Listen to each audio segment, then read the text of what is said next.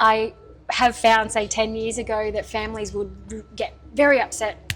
Nope, this isn't happening. I'll support you instead. And that's the difference. Now, these days, much harder. Cost of living is increasing for everybody across the board.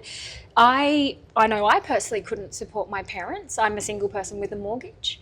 And there's many people like me who have kids or, have all debt that they need to worry about. So they can't necessarily help their parents. Hello and welcome to the Money Matters podcast. My name is PJ Patterson. I am the founder and CEO of Intrepid Wealth, and I'm here today with Caitlin Stewart of Household Capital. We're going to be talking all things reverse mortgages, what they're all about, who they work for, and of course, if you're a mortgage broker watching this or listening to this, how you can integrate this into your mortgage business. Caitlin, welcome to the podcast. Thank you, PJ. Thanks for having me. Let's kick straight off. You've been in the industry for a number of years, and I think your background prior to Household Capital was with another reverse mortgage. Go all the way back. How did you get started in the mortgage industry? Sure. So I straight out of school, I wasn't quite sure what I wanted to do, so I got to work. Started working in hospitality. My dad was a long-term career banker, and I thought, you know what, maybe I'll give this a crack. So I actually started working in a bank call center at ANZ.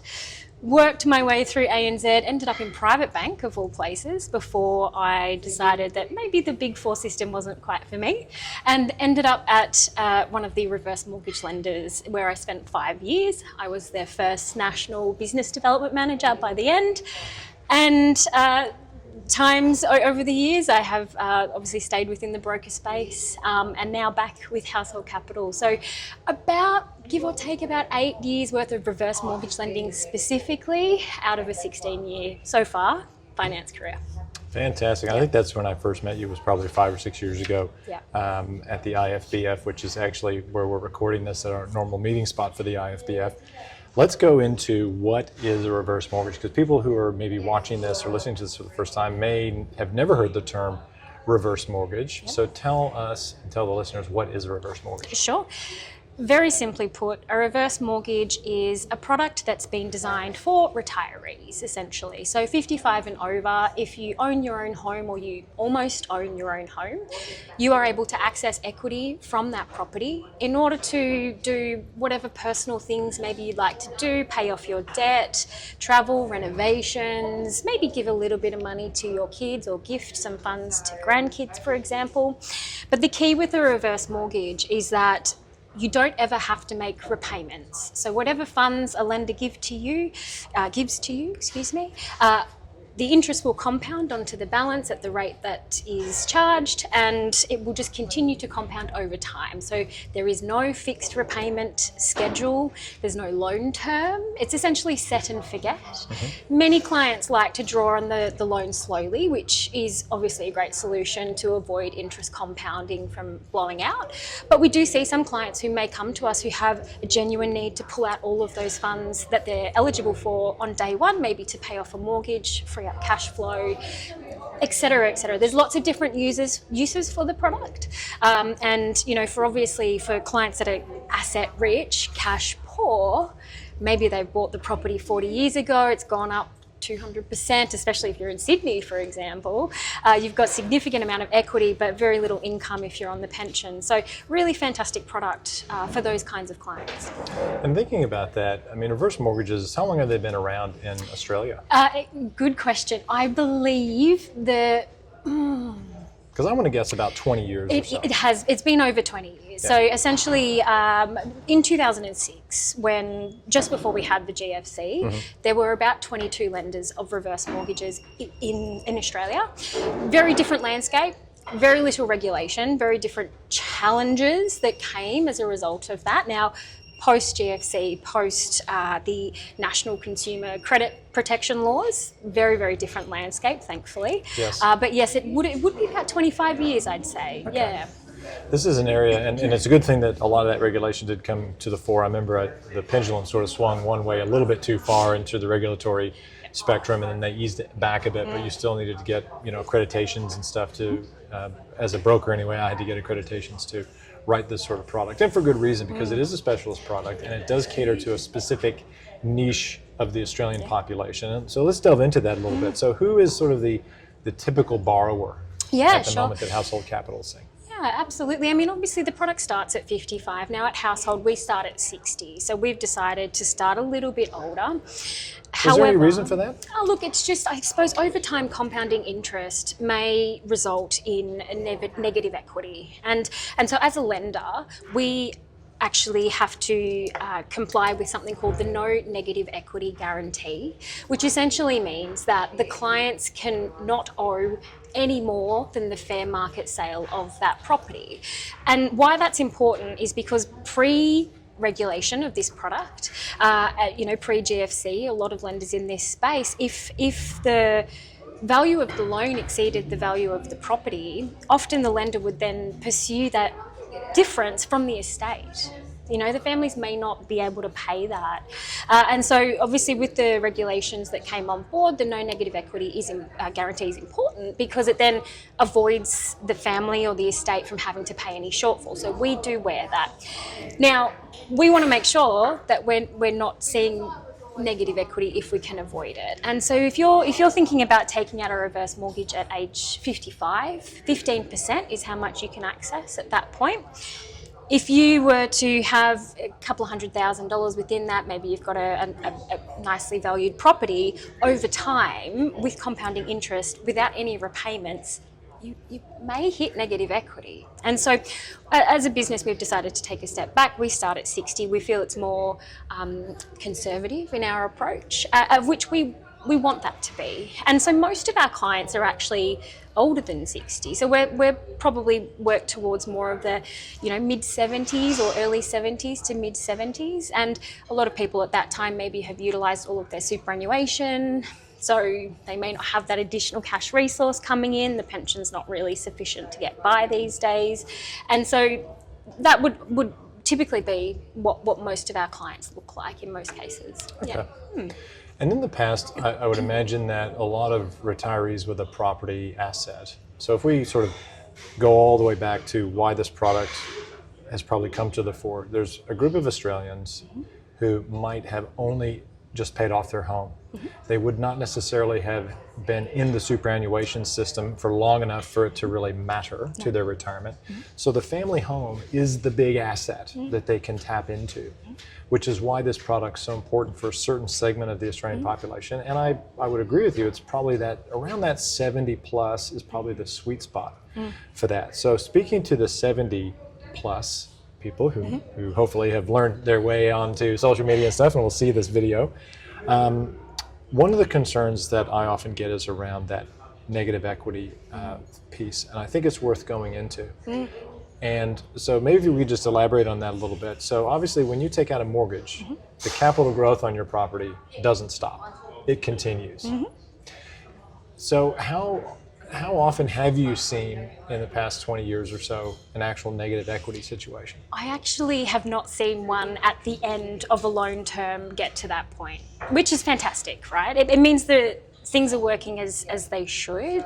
And pre-regulation, those loan-to-value ratios were typically a lot higher, and so that's why we saw a lot more of that negative equity come into play. I have seen over my career loans that are in negative equity due to possibly early days we had fixed rates that would carry on for say 10, 20 years. Some markets have had quite significant downturns and then increases, like the Gold Coast, Perth, for example. I've seen instances of negative equity across the board, but never at the end final term, which is fantastic. Now, obviously I can't say for sure across all lenders that would be the case. Of course. But it is not really something that we do see a lot of. Now, obviously, we do need to keep in mind, however, that that's based on the current property market conditions. We simply don't know what's going to happen in the future. So there could be instances where it does increase. Yeah. Of course, and I'm sure people are realistic around that, but knowing that there is a legislated no negative equity guarantee is a huge deal, because it means that, and I suspect people, as you said earlier, they're taking out these reverse mortgages for lifestyle. They're, maybe they want to upgrade a car, maybe they want to do some renovation to the home, but they might just want to have some extra cash flow that they could take a holiday. Or, and I'm hearing this more and more now, people are actually using this as an estate planning tool where they're actually giving money gifting money to children, grandchildren, etc. So it's a really handy product. One of the things that I get asked from people is, can I get kicked out of my home? So let's talk about some of that. So oftentimes you'll see probably a couple who have signed on to a reverse mortgage. So it's a couple with a home and they can take out a reverse mortgage. And one of the spouses or members of that couple passes away. So what happens when that happens? Of course. If both of those spouses were on the title, on the loan, have signed the loan contracts, if one were to pass away, it just continues as per usual. So as a lender, we obviously like to be updated. We'll get the clients to update the titles and, involve their solicitors. But the remaining spouse has every right to remain in their home as long as they need to. It is their property. We simply have a mortgage on it. That's it. And in relation to getting kicked out, so there's no requirement for repayment. Nope. And the interest, as you said, just capitalizes into the loan. So really there is nothing that would trigger that mortgage to be called in until that last person on the title passes away. Correct, exactly. And once that happens, how long does the estate have to deal with the property and the mortgage? 12 months. 12 months. 12 months, which we find is usually sufficient to sort out probate and obviously go through that process. Yeah. Now, obviously, there are going to be outliers, and that will happen from time to time. Very important to involve family in this, which, can assist with that.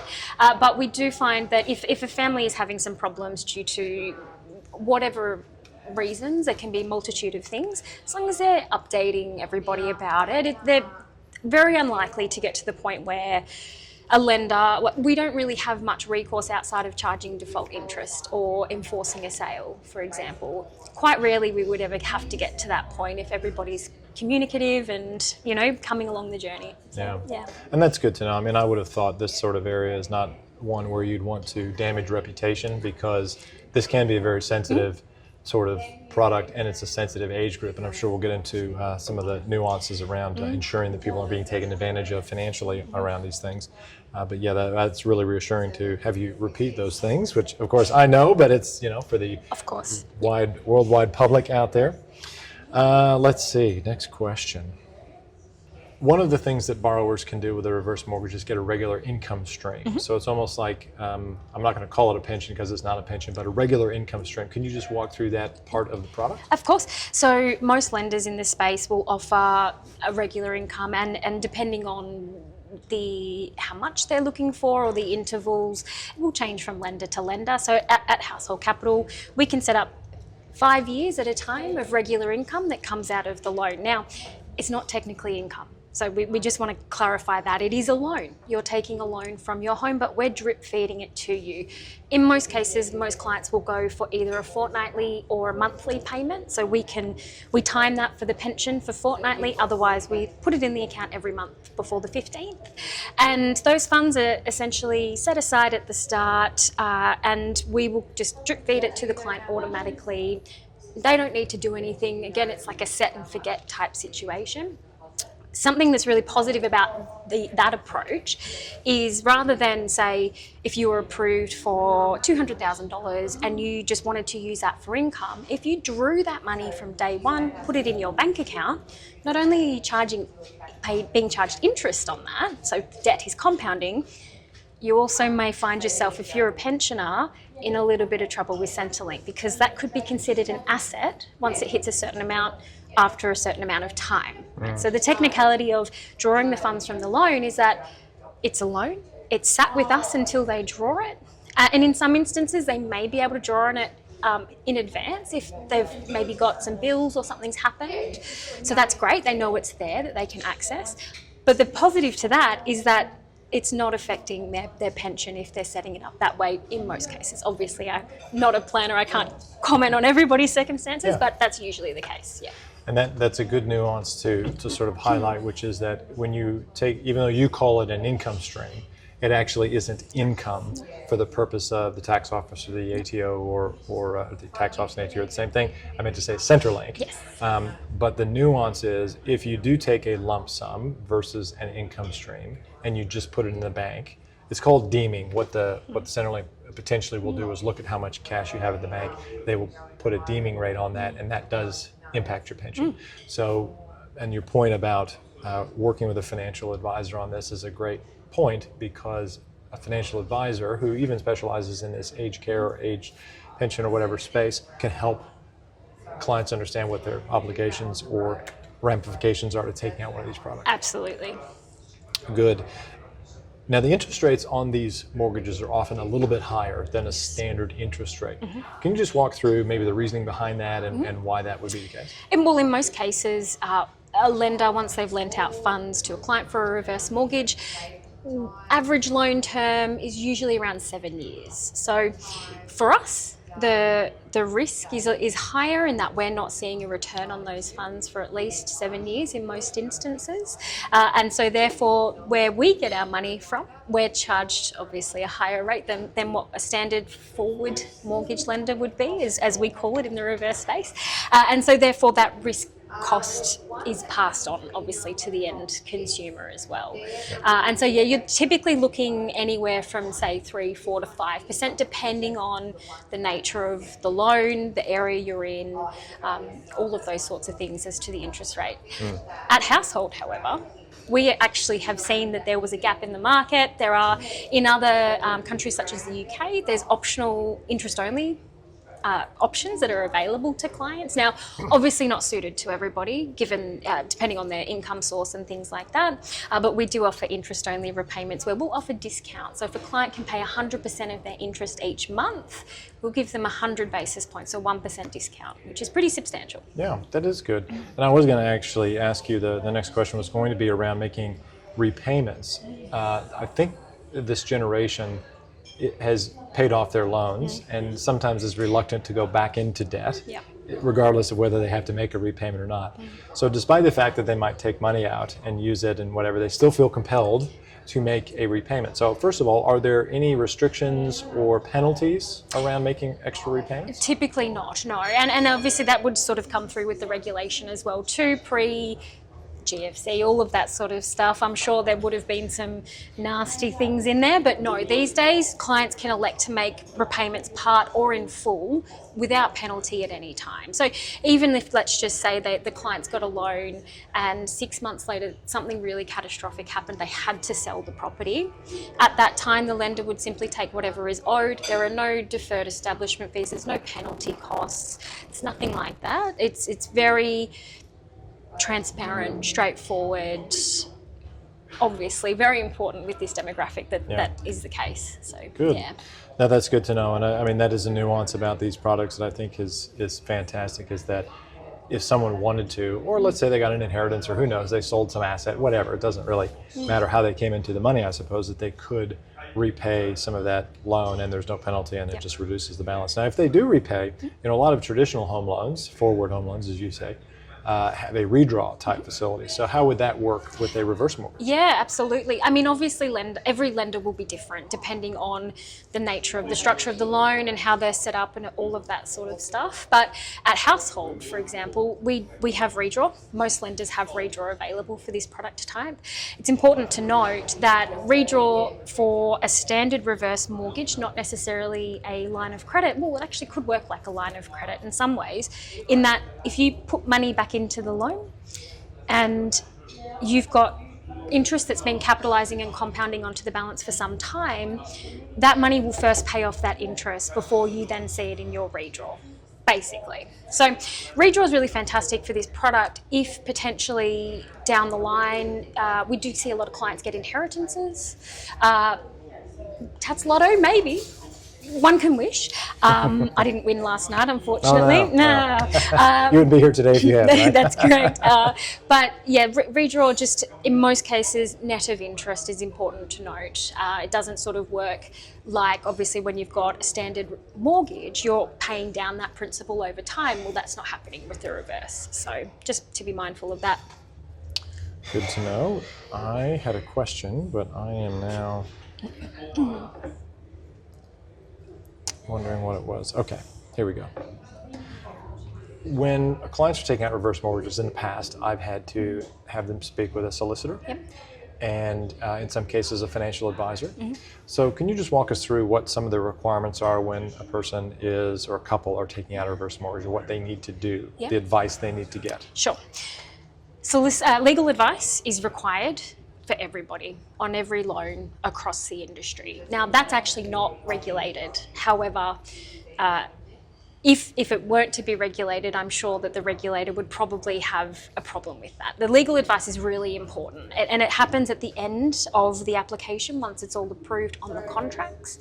And all clients, if there's a power of attorney, obviously they need to be able to go through, have that understood, and the solicitor will sign off the legal advice. So that will happen regardless. When it comes to financial advice, that will depend on the lender and also the purpose of the loan. So that's important to note too. So typically a reverse is for personal purposes only, helping people with retirement, etc.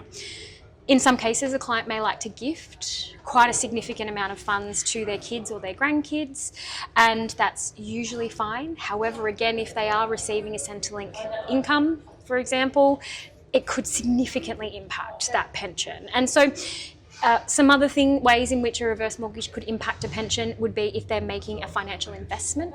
So if they're looking to put some money into EFTs or shares or things like that. And in those cases, we would generally want to see financial advice that supports the use of those funds and the purpose. Given they are paying a higher interest rate, we want to make sure that they are aware of the risk of return and all of that sort of stuff. So look, in most cases, with gifting in particular, if we take a step back there, clients can talk to Centrelink and they can get a really good idea of what the impact will be. Obviously, if there is an impact, it will be there for 5 years. So if there's an impact to income, the lender then needs to have a conversation with the client to say, well, how do you plan on paying for things? You know, we can't leave you hung out to dry without any income if you're wanting to gift all this away. And so we'll work together with the client, the broker, the professionals, whoever's involved, to make sure that everybody's happy. Yeah. That's good. I did have a reverse mortgage application in recently with Household Capital, and I hadn't used the portal before. And one of the things that it did was ask me to, as you just said, detail the amount and the purpose of the lending. And there were quite a number of different purposes to select from. I mean, you can't cater for every single thing, obviously. But I thought that was quite interesting. And one of the things that this particular client did want to do was do some investing and generate some additional cash flow through various means.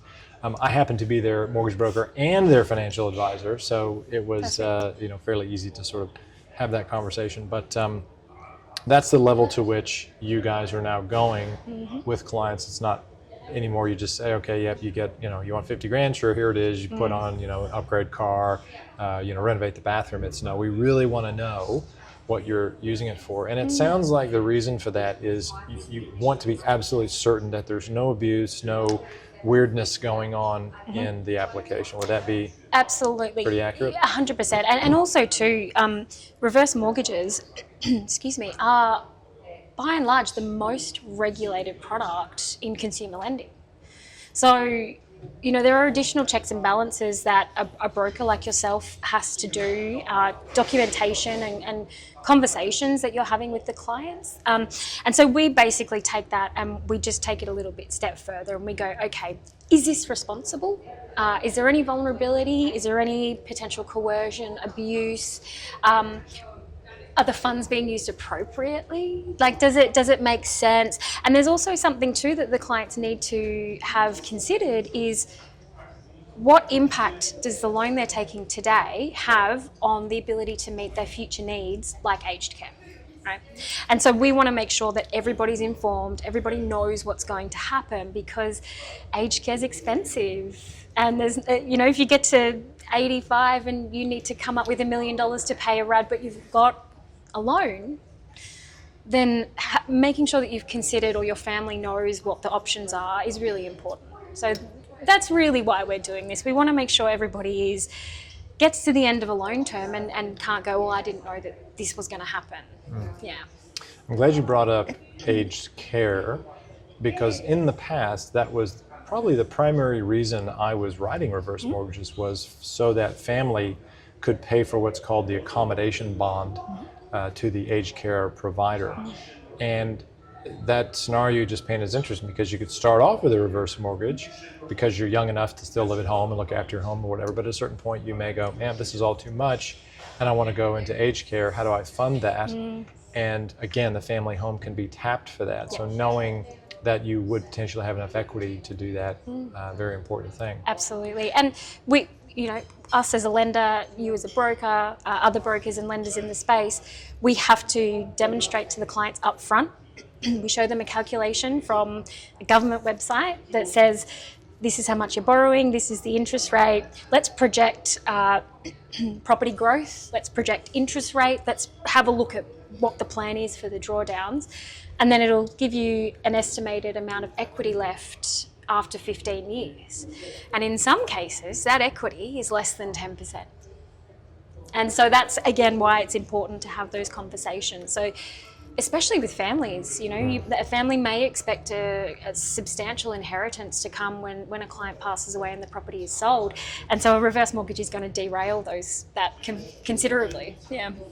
That's an interesting balancing act. I have had situations in the past where the owner of the home reached out to learn about a reverse mortgage. When the family found out about it, they sort of put the poo-poo on it because they're thinking, hang on, this is going to reduce my potential inheritance. It's a very interesting balancing act in this space. It is. Do you guys ever find yourselves in the middle of stuff with families like that? Occasionally, absolutely. And I think that's always going to be the case. And there's no obligation for a client to tell their family, I'm getting a loan. It's their business. They don't have to share that private information with anybody. I do, however, find that given I've worked in the product now on and off for the last 11 years, that attitudes have really changed there. And I don't know if it's generational, I don't know if it's circumstantial. I have found, say, 10 years ago that families would get very upset. Nope, this isn't happening. I'll support you instead. And that's the difference. Now, these days, much harder. Cost of living is increasing for everybody across the board. I know I personally couldn't support my parents. I'm a single person with a mortgage. And there's many people like me who have kids or, have all debt that they need to worry about. So they can't necessarily help their parents. But they can see their parents are struggling. And so that's where I think that change is coming through, that issues with the family and people objecting, I find, are getting fewer and fewer. Yeah. Before we started the interview, you were mentioning is it a Deloitte report? Deloitte survey, yes. And is that specifically around reverse mortgages or this demographic in this space? It is, yeah. Tell me about that report. So that report, it's come back after a period of not being around. It's essentially an annual reverse mortgage survey. Some lenders participate, not all. Just to highlight, we didn't participate. So you did or did not? We did not, okay. No. But it is freely available, public information. The report really shows, I think it's been 3 or 4 years since it's been published, and this year it did show a huge gap in the market and how much opportunity there was for people to access their home equity. There's like $600 billion of untapped home equity in the reverse mortgage space owned by clients in this demographic that is not being used. Huge. Wow, huge. That is huge. Yeah. Yeah, that's huge, and that's an opportunity as well, I would imagine, because as you say, the cost of living has gone up. Families who would otherwise maybe be supportive of their parents just can't do it. It's just too expensive. No. So this asset, which has experienced an incredible run of growth in Australia anyway, and probably not really going to end anytime soon, will continue to be a major asset that can be drawn on. One of the things that's out there is a government home equity access scheme, and I have not really had anyone ask me about that yet. Yep. Could you explain what the government home equity access scheme is and how it differs from a reverse mortgage? Sure. So the home equity access scheme, or otherwise known as HEAS, just to make things a little bit easier for everybody, less of a mouthful, that's actually used to be called the pensions loan scheme. So I believe in about 2018, 2019, it had a bit of a rebrand. And so that is essentially like a reverse mortgage. It has the same protections, the same legislation behind it. However, it's from the government. And so it is available for anybody who is pension age or over, whether or not they receive the pension. If they own their own home, the government will allow you to pull out a certain percentage of money from your home equity and then put it into your pension, each pension payment essentially. So if you're a full pensioner, you can access up to 50% of your pension through a loan from the government.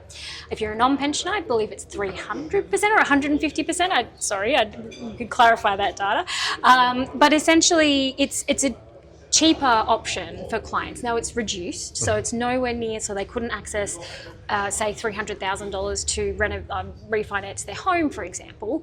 But it's a really good solution for clients who just need a little bit. They just want a little bit every fortnight, for example. Take my grandmother, for example. She's in a quarter-acre block in outer eastern suburbs of Melbourne. Her gas bill last winter was $1,000. Now she's on a single pension, and she just simply is finding it very challenging to get by. Now the idea of a reverse mortgage for her, she's paid off that debt. She's really quite wanting to make sure that property is passed down to her family. However, the HEAS allows her to take that money just a little bit every single fortnight to help pay those bills, keep the house heated, and it doesn't sort of have the same interest compounding mechanism. Now there is still interest compounding at 3.95%, so it is a little bit quite cheaper, about less than half of what the current rates are out there, but it is restrictive. Not always right for everybody too, and that's the important thing to know. Some people may really need a lot of, like, 50,000, 100,000 if they've got debts that they need to take care of, that this product is simply not going to be able to do. Okay. Yeah. Well, look, it's good to know that there's something else out there that's available if that client, as you say, doesn't need a big lump sum of cash or whatever. And obviously that product isn't going to be good for any estate planning stuff where they're wanting to take big lump sums and give it to family members. So, okay, well, that's really good to know, actually. I had not really delved into that. As I said, I haven't had clients ask me about that scheme versus reverse mortgage. So now, in light of all this stuff happening, maybe I'll get more inquiry about it. Maybe. You never know. Just circling back to the question around elder abuse. What are some of the questions or things that Household Capital is looking for as red flags, for example? What should brokers this is a better question to phrase for, what should a broker look for if they have a client come in the door and say, I want to get a reverse mortgage, or a family member that comes to them and says, Mom and Dad want to get a reverse mortgage? How should that broker proceed? Sure. It's a really good question, because in times of economic trouble, this kind of issue crops up a lot more. So there's a variety of different things that we as a lender do, also what we ask our brokers to do to help combat elder abuse, vulnerability, things like that. First and foremost, if you're a mortgage broker and you are being approached by a family member to help their parents for a reverse mortgage, the first thing I would do is take a step back and say, okay, I need to talk to your parents, and I only want to talk to them. I can't talk to you any longer. That would be, if you've got a family member, a kid, or somebody involved that is harassing and putting pressure on you as a broker, walk away. Immediately walk away. You don't want to get involved in that. Additionally, you do sometimes find that a client will, once you get them alone, will say, I actually don't want to do this. I'm feeling pressured. My kids are in financial strife. Or at the moment, we're seeing a lot of small businesses where they may be having some problems, and their kids are trying to pressure their parents to help them out, to give some cash injection there, right? So we're going to have a chat about the purpose. So what's the purpose for? If it smells a bit funny, we will dive in a little bit. So from the broker's perspective, that's really important. From who's driving this, who's putting the pressure on, what are the purposes? Is it for the client's sole benefit? Great, perfect. Can we verify that? Is there gifting involved? If there is gifting involved and it is going to potentially a kid to help their business, we will ask for more questions. In terms of things to look out for outside of that, bank statements. I've had a couple where we have essentially declined the application because we can see that there are kids acting inappropriately. They're stealing funds from their parents, and that's whether that's either control, coercion, or potentially under power of attorney. So anything with the power of attorney, we are going to be very, very careful with, because at the end of the day, when we're seeking funds for a reverse mortgage under power of attorney, all funds must benefit our client. They cannot be going anywhere else. Yeah. And with a power of attorney, my understanding is that it needs to be registered. Correct. Can you just explain what that means? So in all states except for Victoria, so New South Wales in particular, the power of attorney document must be registered with the Land Titles Office in order to deal with property. Right? So we're dealing with property here, we're taking a mortgage. So if a client was requiring funds to move to aged care, for example, that's often why we're seeing power of attorneys being used. The person who's acting as their attorney, when they get their legal advice, if they haven't already registered, they'll just get their solicitor to send a registration of the document with the Land Titles Office, and that means we're allowed to use it. We can lodge a mortgage and say this is being registered. In Victoria, that's the only state where it's different. There is no central registration of powers of attorney in the country, which I know, very surprising to hear. Hopefully that changes. I know personally I'd love to see that change based on my own experiences in this industry. But in Victoria, we just ask for a certified document. That's it. And does that need to be certified by a solicitor? Yeah, JP. Okay. Yeah, anybody JP. that can certify. Okay, right. Yeah. Interesting. Yeah, that is interesting that Victoria would not require a registration of that. But the process to register it is that the solicitor registers it with the land titles. Can an individual register their own power of attorney? I believe they can, yeah. I mean, they just have to go through, obviously, the forms and fees, yeah. Okay. Well, that's really interesting. I didn't know that. Just bouncing back to something we were talking about earlier around people living in the home.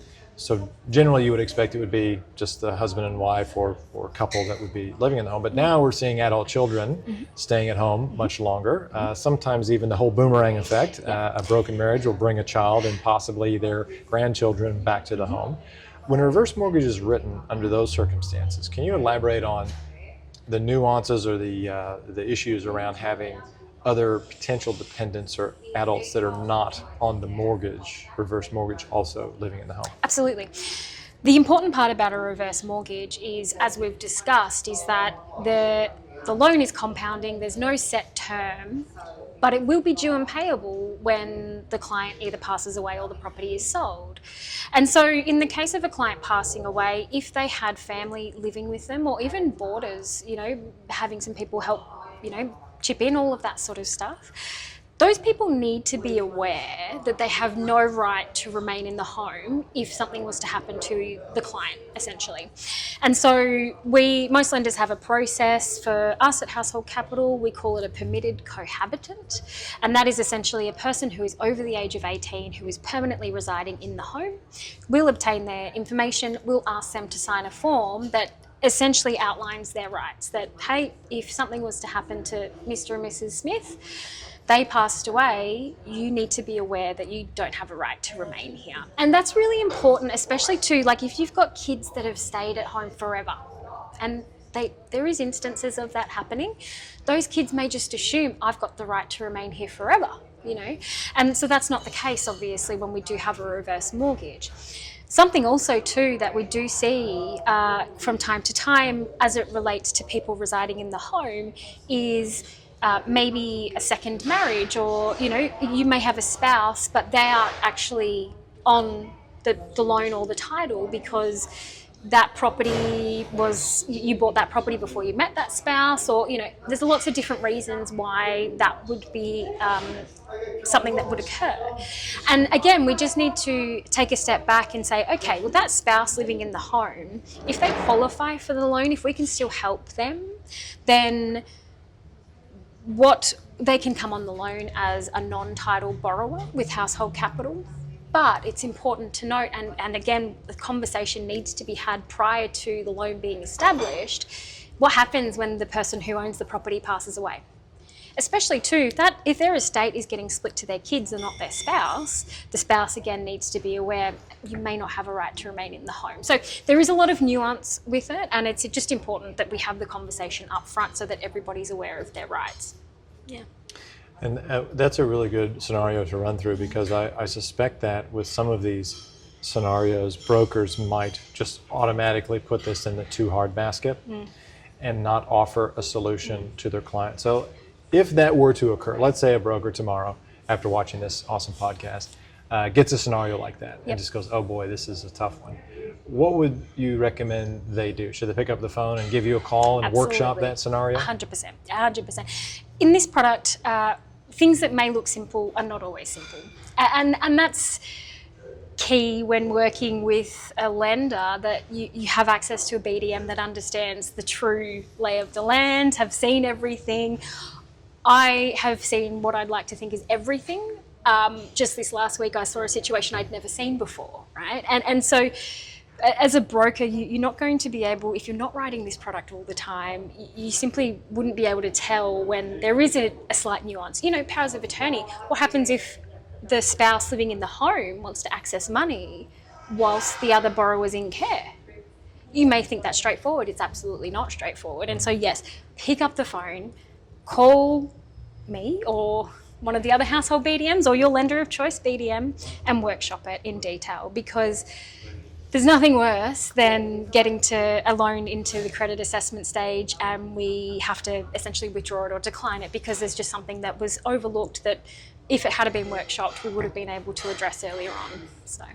And it would be one of the reasons definitely to pick the phone up, but it's probably also one of the reasons why you might be asking for different types of documentation than a regular home loan would attract, because you're trying to ensure that you've locked off all of the potential pitfalls that may be occurring in this particular loan. So brokers should know that this checklist with Household Capital is going to be different than a checklist, say, with just a big four bank lender or whatever. Okay, well, that's really good to know. That scenario you just mentioned, could you elaborate on it? Change the names to protect the innocent or whatever? Is it something you could share? Look, I see this from time to time. And so when it comes to powers of attorney in particular, again, we have to make sure that the loan is benefiting the client who's given that power. So we call them the donor, essentially, if we're trying to make it all clean. And so there are some instances where we do have spouse powers of attorney, where we do have a spouse that needs to move into care, or maybe they're already in care and they're government funded, so they don't need any money. However, their spouse who remains in the home needs to access money from a reverse mortgage, but they are both joint owners. It becomes complex. And so there was one recently that I have, we did get it settled, we got it approved, but the person who remains in the home who has the capacity can only really take reasonable living expenses. So legally speaking, the sole benefit of the loan has to go to the person who's lost the capacity. But in this instance, we were able to build out that, okay, this person who remains in the home, they're on the single pension, they've fallen so far behind in everything, rates, bills, maintenance, glasses, medical expenses. So that, for us, we consider that to be reasonable living expenses, right? So that's okay. And we would often like to prefer to drip feed that if we can take care of the immediate stuff first, because then we can demonstrate, if anybody was ever asking to say, well, why didn't you benefit the person who was in care instead? We'll go, well, there's a real need here. There was things that had to be taken care of. If they were, say, looking to go on a fancy first class holiday cruise around the world, we probably wouldn't entertain that. I wouldn't consider that reasonable living expenses. Because in this example, yes, in particular, because they've got a legal obligation to take care of that person that they hold the attorney for. So even though they share an asset, it doesn't exempt them from having to go, well, 50% is mine, so I'm going to do whatever I can. It just doesn't work like that. So that does throw out a lot of people, really, because they think, oh, I can do this is my money, but there is a person they need to really think about at the end of the day that has that protection first. Okay. So, yeah. Let's flip that scenario and talk about one where everybody's got capacity and they're living together and stuff. And maybe this is an estate planning type scenario, because I was sharing a cab, but she doesn't work for Household Capital anymore, but sharing a cab on my way to a conference with one of your former BDMs. And we were talking about this, and she mentioned that not only has the size of reverse mortgages increased massively, but families are now using them as estate planning mechanisms. Can you just elaborate on that? Maybe give us an example? Yeah, sure. I mean, in terms of the sizes, I can categorically say that 10 years ago, the average loan size I wrote was about $70,000. We would probably be anywhere from $250 to $450, depending on the month, sort of thing. So that obviously, and that's commensurate with property price increases, so it makes sense, right? When it comes to forward planning your inheritance, especially for self-funded clients, so if they may have property assets, they're making a good income, they're not receiving a Centrelink pension or anything like that, but maybe their kids are looking to get into the property market for the first time, or I'm seeing an increase of parents wanting to help their kids through divorce. That's a really interesting one that I'm seeing a fair bit of at the moment. The clients can pull money from the loan via the reverse mortgage and gift it to those kids. And obviously if you're self-funded and you've got assets, you're not receiving a government pension, you just need to be aware of the impact of the equity over time on that particular asset. The lender's likely to not ask too many questions if you already have superannuation, property, things like that. But if you are receiving a pension, we may obviously delve a little bit deeper and go, is this in your best interest? You know, what happens if you needed these funds down the line? Is this a loan or is it an inheritance? So that needs to be discussed as well too, because if you're on a pension, both of those things can impact it, even if it's a loan that you're giving to one of your kids. And so it is a fantastic tool. And I've seen a lot of clients be able to say, I'm helping my kids, they've bought their first property, or I'm helping them through a really tough time right now. And what's important to note with that, if we've got maybe parents looking to help one child and they might have 3 others, we might want to get everybody involved in a conversation at the very least to say, is there going to be any problems with this? Hopefully no disputes down the line. It's best if it's all done equal share across all kids, but obviously we can't control that. And so just making sure everybody's across everything, really. Yeah. Which I think is smart to do that, because yes, you certainly don't want disputes down the track and end up in court over something that you really shouldn't have ever ended up in court over. Something that I should have asked earlier, can you get a reverse mortgage against an investment property? Yes, absolutely.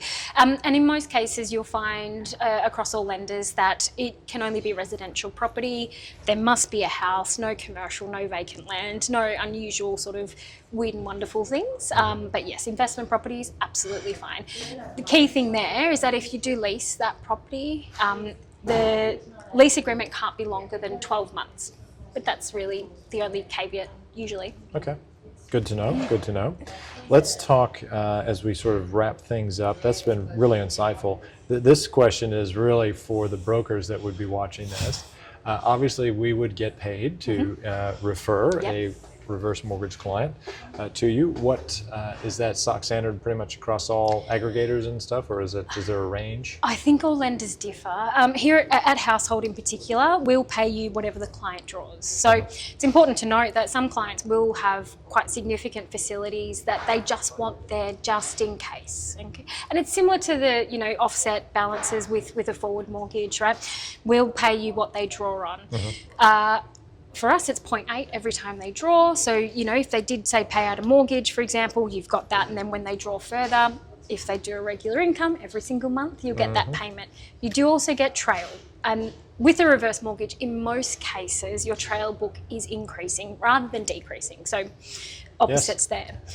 Important to note, however, and obviously I can't tell you how to run a business, but this is a specialty product. Treat it like you would any other specialty product. So if you charge a fee for service for a specialty product, I would recommend considering charging a fee for service for this. And a lot of clients in this demographic haven't applied for credit for a really long time.